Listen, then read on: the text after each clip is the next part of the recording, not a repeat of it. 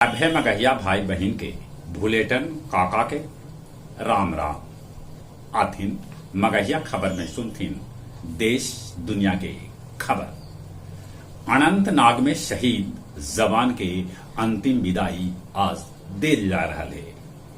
प्रधानमंत्री नरेंद्र मोदी कहल का कि विपक्ष सनातन संस्कार के खत्म करल चाहा है। सुधीर चौधरी समेत 15 न्यूज एंकर के विपक्षी इंडिया कैलक बहिष्कार के फैसला।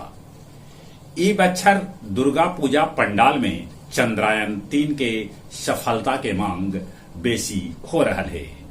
शिक्षा विभाग के अपर मुख्य सचिव के पाठक कहलन कि 3 दिन तक स्कूल से अनुपस्थित रहे वाला छात्र के नाम काट देवल जाए। पूर्व राष्ट्रपति रामनाथ कोविंद नालंदा आयलन है। बिहार के मुख्यमंत्री नीतीश कुमार कैलन उनका साथे शिष्टाचार मुलाकात। मुंबई एयरपोर्ट के रनवे पर एगो विमान फिसल गेल जे 2 हिस्सा में बंट गेल। सूबा के 100 कारोबारी मनी लॉन्ड्रिंग के जांच के दायरा में है।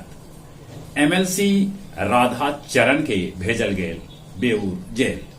फतुआ में दूध के बकाया के लेके होयल विवाद में 3 आदमी के हत्या कर देवल गेल।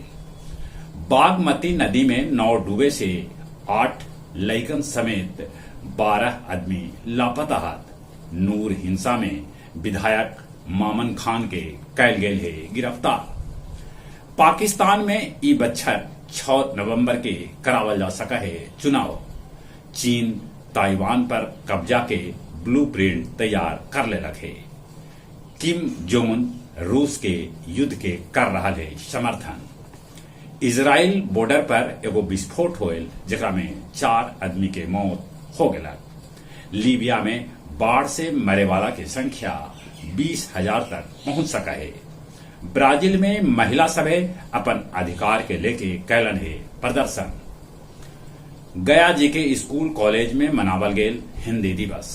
गया जिला हिंदी साहित्य सम्मेलन में लइकन सभे के बीच भाषण प्रतियोगिता के आयोजन कैल गेल जेकर विषय है घटती हिंदी की बढ़ती हिंदी।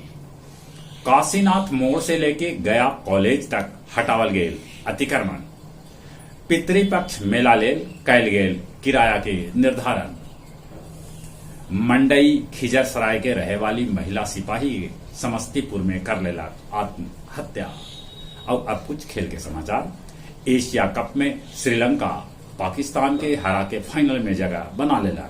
अब श्रीलंका के मुकाबला फाइनल में भारत से हुए। भारत के साथ एशिया कप में आज बांग्लादेश के मैच है। बेंच पर बैठल खिलाड़ी के मिल सका है मौका। ऑस्ट्रेलियाई क्रिकेटर सभे के अब नेक गार्ड पहनल जरूरी है। फीफा के मदद से भारत में फुटबॉल एकेडमी स्थापित कैल जाए। डेविस कप में कनाडा इटली के हरा दिला। चले एक बार फिर से अपने सभे के भूलेटन काका के राम राम।